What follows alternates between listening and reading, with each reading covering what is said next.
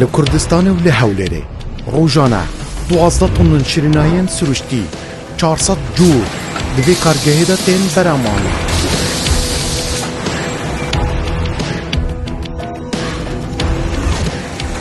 اف کارگاه بصدان تن شیرینایین جبو ألمانيا بريطانيا عراق وولايات عربي دشينه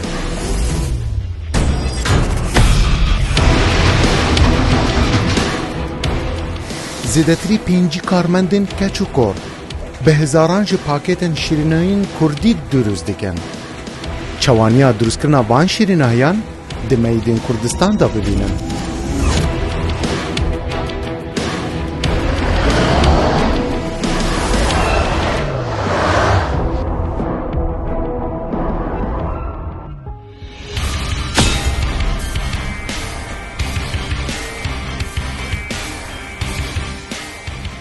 اف کارگاه دروست کرنا شیرینایانه لحولره دکارا روزانه 12 تن جی 400 جورن شیرینیان کردی برهم بینه دیروکا کردان دا حزوان بو وان جوره شیرینایان هبویه جبرویه که زیدتری 100 ساله کرد به دهان جی جورن شیرینایان دروست کرنه و تایبت جی مادین سروشتی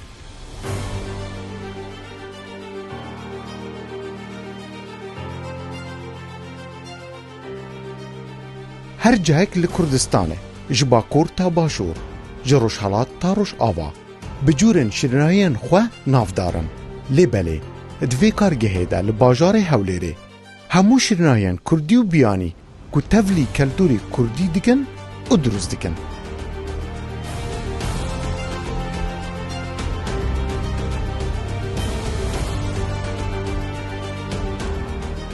سیزده کچن گنج دناوا وی بشه کارگه دا کاری پیچانا شیرینایان دیکن روزانه اف کچن هنه نزیکی 66,000 پارچه این اوها دو پیچن و دیخن دناوا کارتونا دا دو برنامه یا مدی کردستان ایجار دا امی نشانی و بدن که گنجین کرد لباجار حولی رو دناوا وی کارگه دا یا شیرینیان سروشتی چوا کاری خواه دیکن و چوا شیرینیان دروست دیکن نتنه جیش بو کردستان و عراق دشنن بلکه جبو بریتانیا و آلمانیا جی اف شیرینایین هنه لحولیر تین دروست کرن و تین شاندن اف جا گلمه ببینن هلین اما ایش ببکن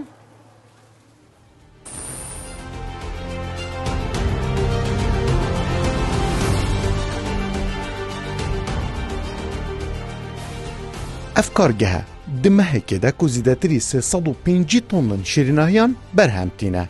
و دشینه توای کردستان و عراقه هر وها ده 5 سالن در باز بویده خواست که زور لبریتانیا و آلمانیا لسر شیرینایین و کارگاه درز بویه لکارگاه ایما کارگاه رؤیا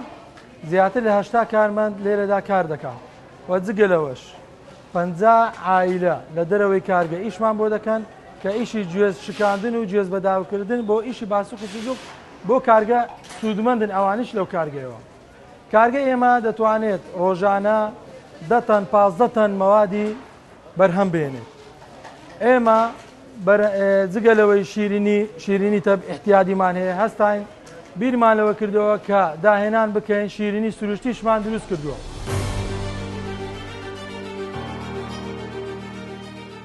دوی بشه کارگه ده که بشه سرکی کارگهه و بشه برام آنین تناس کرن او جی اجدو بشان پکته لآلیه که لقمان دروز دکن و لآلیه که دن باسوق و سجوقان برهمتینن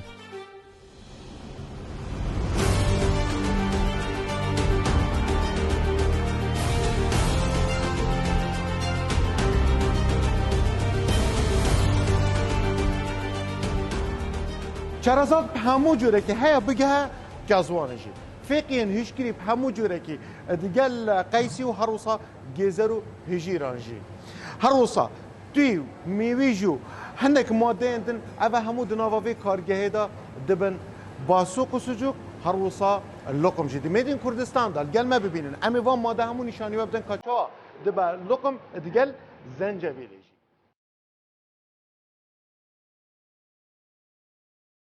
اف منجلن هنه همو مادين جبو دروس كرنا لقمان تيكالي هاف دكن 10 جورن میوین سروشتی تفلی وان لقمان دکن. هروها 20 جورن لقمن کو تیکلی باهیف گیز فستق و بندقان جی دکن.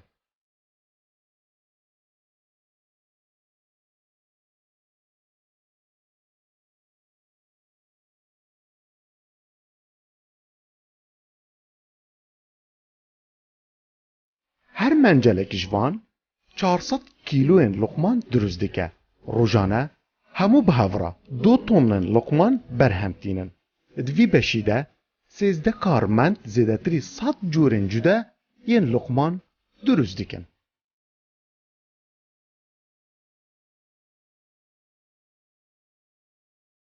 ئێمە بەرهەمەکانمان لە هەموو عێراق لە هەموو کوردستان ساغ دەکەینەوە جگە لەوەش بەرهەمەکانمان دەنێرینە دەرەوەی وڵات ئێمە زۆر دڵخۆشین هەموو کات زانیتمان لە دەرەوەی وڵات ئەشێ هاتیتە ناو کوردستان بەڵام ئێستا ئێمە زۆر دڵخۆشین کە بەرهەمی ئێمە دەچێتە دەرەوەی وڵات و ئێمە شانازی بە کارەکەمانەوە دەکەین. لآلیه دنیه بشه برمانینه 10 منجل هنه که همو باسوق و سجوقن همه رنگ برهمتینن. اف هر 9 منجله 4 تون جی 20 جورن باسوق و سجوقن بطام و رنگن جدا دروست دکن. 14 کارمند دوی بشیده 20 جورن باسوق و سجوقن دروست دکن. و 5 جورن دنین باسوق و سجوقن تفلی میوین سروشتی دکن.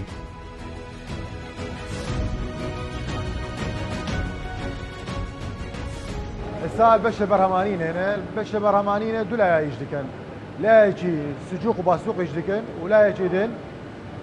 لقم يجدكن لا باسوق سجوق تقريبا نو منجل مان هي ولا لقمي بينج منجل مان هي الأوقع هذا تقريبا 20 بينج كارمن يجدكن لو طلبية بريبكن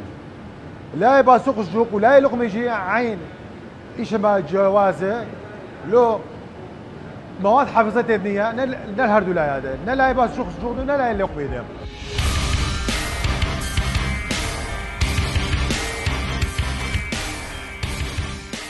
همو برهمن بشه برمانینه ین لقمو باسوق و سجوقان بودما 12 دم جمیران دکن دجوره که ده که پلا گرماتیا وی دیگه یک پلا دبن صفره ده هیا بین سار کرنو تند کرن بری بکفنه دناوا آمیره برینه ده.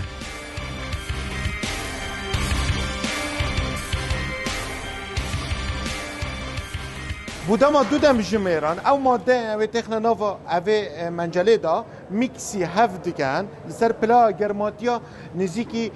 107-108 پلین سیلیزی گرماتی هیا کو ماده انکوی خام یه باسوق و سجوق درست ببه اف باسوق و سجوق هنده جارا کارگه ماده سروشتی وکه هنجیر و میوین دی یعنی شکری تیکل دیگه هیا کو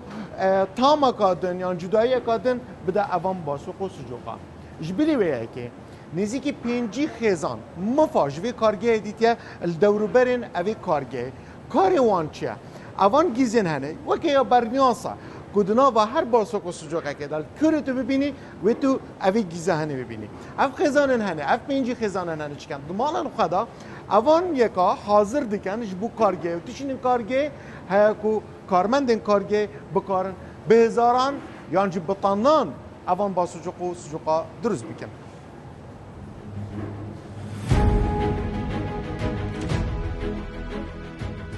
اف بشه پاکت کرنا شریناهیانه که زیده تر گچ لوی بشی تندیدن. بدهان جورن پاکتن قباره جوده تندیدن. هر وها اف کارگه هیا شریناهی نوان کوالتیه که برستر هبه گرینگی زیده تر به پاکتن کارتونی دیدن.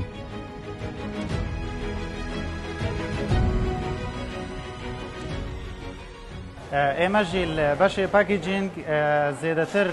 چل کارمەندی لەوی بەشی شغل بکێ ئەو چل کارمانجی 35 جوان ئافرەتن 5 جوانجی کوڕن ji ber hindekî şev kura têkirin nek bixaniman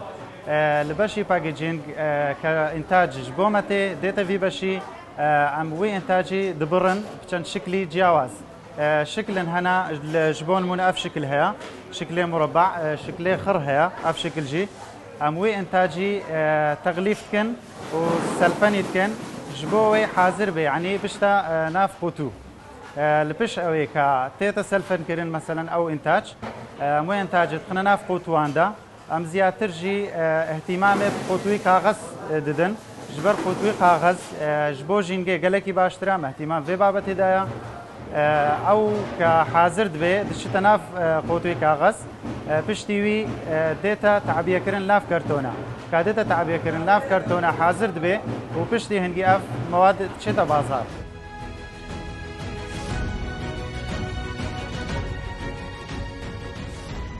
دناوا وی کارگهه ده زیدتری 95 کچو کرن باجار هولیری تیدا کار دکن کوزورینه وان درچوین پیمانگه و زانکوین کردستانه نه وی کارگهه بدهاته که مزن دبینن جبو پاشا روژا پیشکفتنا دروست کرنا شیریناهیان.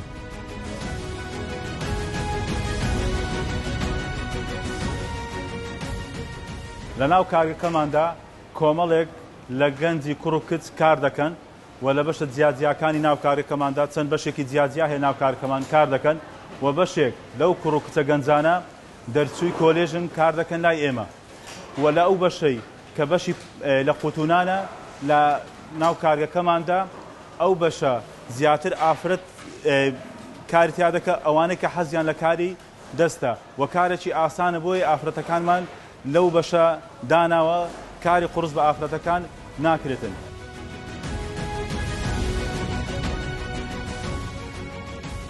بەردەوام سەرپەرشتن vê kargehê dahênana dişirînahiyên siruştî da dikin û berdewam mifayî ji maddeyên siruştî yên Kurdî dibînin ku bikin şîrînahî. Dema her bûneyek hebe mîna cejna Remezanê xwasteka zor li tevaya Kurdistanê li ser şîrînahiyên vê kargehê heye.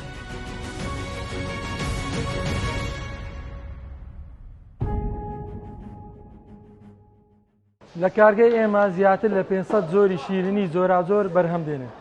ئێمە بیرمان لەوە کردەوە ساڵ بۆ ساڵ مانگ بۆ مانگ داهێنانی ئێمە بەردەوامە. ئێمە پێشەنگ بووینە لە چەند شیرینی بە میوەی سروشتی. بۆ نمونە ئێستاکە ڕەمەزانە لە جەژن نێزیک دەبینە. خەڵکی کوردستان بەعام عەزیان لە چکرێتی شیریناهیە. ئێستا ئێمە بیرمان لەوە کردەوە کە داهێنان بکەین بە میوەی سروشتی بۆ نمونە قەیسی و هەنزیر و زەنجەفیل و دارچین و چەندین زۆری تر ئێمە چوکلێتمان دروست کردیە. دەبینین لە ماڵەکانی کوردستان شیرینایی ڕوئیا شیرینایی ئێمە لەسەر سنیەکانیاندایە. لەبەر چی؟ یەکەمین کوالێتی زۆر بەرزە و موادی حافیزەی تێدا نیە. دووەمین ڕێژەی شەکری زۆر کەمە یاخود هەتەیدا نیە. سێمینیش بەرهەمێکی خۆماڵیە و بەدەستی گەنجی کورد دروست دەکرێتن.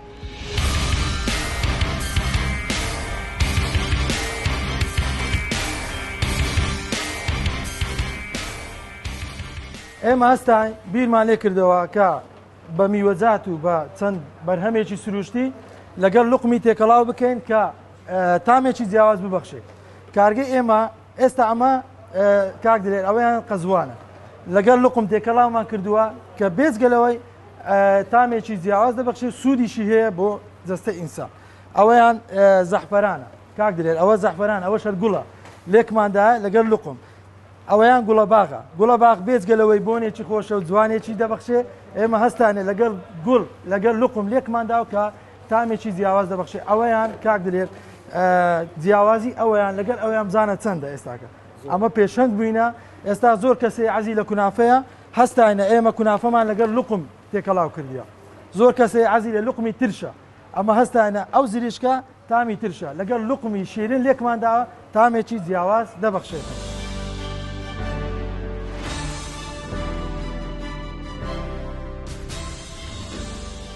پشتی هەموو شیرینی تێن بەرهەفکردن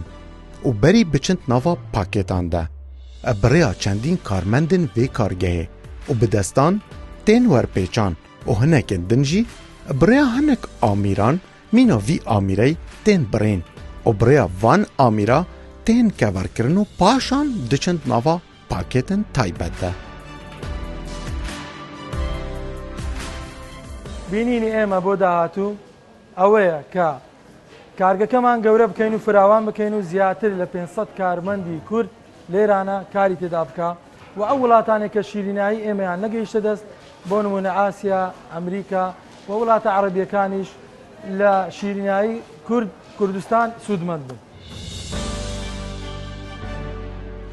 گەنج زێدەتر ناوا کارگەهێدەنە و کارکردنا wan di vî buwarî da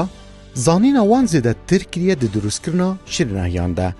Mîna van gencên hene ku bi tonan helwan durust dikin û paket dikin ji bo Brîtanyayê. من لە بەشی حەڵوا لەم کارگەیە کار دەکەم ستافەکەی ئێمە لە 10 کەس پێک دێتن بۆ نمونە ئێمڕۆکە ئێمە ئەو حەڵوایەمان ئینتاج کردووە ئەم حەڵوایە پێکهاتووەکە پێکهاتەکەی لە دۆشای و خورما و هێل و کونجی پێک دێتن و ئێمە بۆ ئەوەی تامەکەی خۆشتر بکەین ئەو جۆرە فستەقەمان لەگەڵی تێکەڵ کردووە بۆ ئەوەی شێوازەکەی ئێمە جیابێتن و جگەلەوەی کە من پێش ئەوەی بێم بۆ کارگە شارەزایم لە بابەتی حەلەویات نەبوو لەگەڵ دەست بەکاربوونم لەگەڵ ئەو ستافە شارەزایم لە حەلەویات پەیدا کرد بە تایبەتی حەلوا کاک شادمانە حەلوایمان بدێ ئەم جۆرە حەلوایشمان هەیە کە لێرە دروستی دەکەین بۆ وڵاتی بەڕیتانیا دەینێرین و لێرە جگە لێرە بە بازاڕی ناکەین لەوێش بە بازارکردنی ئەو حەڵوایمان هەیە ئێمە زۆر دڵخۆشی ستافەکە ئێمە کە ئەو حەڵوای لەژێر دەستی ئێمە دروست دەکرێت بۆ وڵاتانی دەرەوە بە تایبەت بەڕیتانیا دەنێردرێت.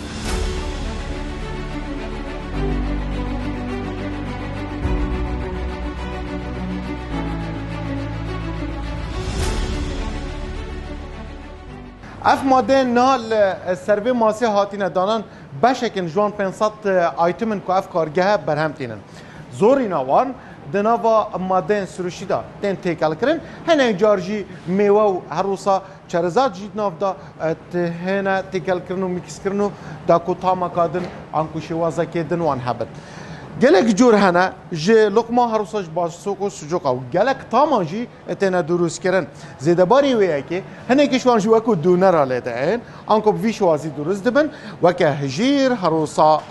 بجن نانا قیسی آنکوش قیسی بخوشی چه دیکن و هر روزا تیکلی فقی آنکو میوه جی دیکن آنکو تایبت جی میوه هشک دوف دا اوان همو مادا دخنه نوا پاکت دا دشنه بازارش پاکت نوان جی بوکو دیار با کل حولیری و بازار حولیری هاتیه درست کردن که هر درکاین ببینن نه بس نوا کردستان و عراق دا بلکه ولاتن بیانی جی قلاو منارین حولیری وکه اوینا نقشاندینه السر پاکت رفان دقات دوام یوی کارگهه ده 6 جور هنه بطنان زیدتری 200 جورن شیرنایین نیمچه شکر و بی شکر درست دیکن هر بشک کارمندن خوین تایبت هنه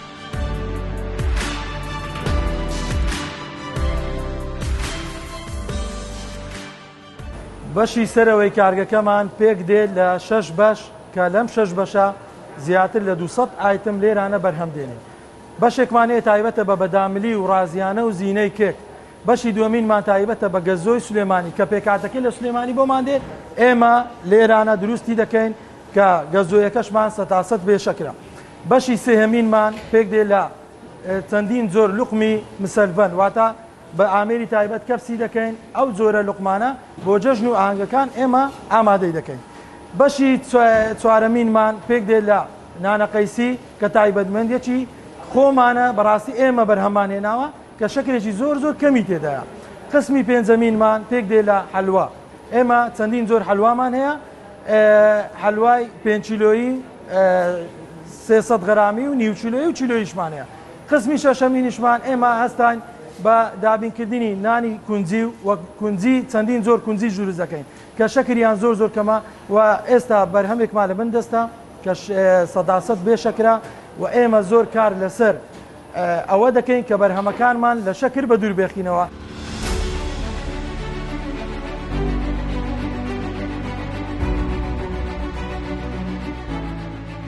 دداویێدا دروستکردنا van şîrinayan û taybet yên siruştî ji bo Kurdistanê û hinek welatên Erebî û Ewropî zîrekiya gencên me yên Kurd li Hewlêrê di vê kargehê de û di vî buwarî de navdariyeka mezin di dروستکردنا şîrinahiyan de bi dest anîne. نها ناوی مید این کردستان لسر پاکتن وان شیرینایان نبتنه لجمل کردستان تندیتن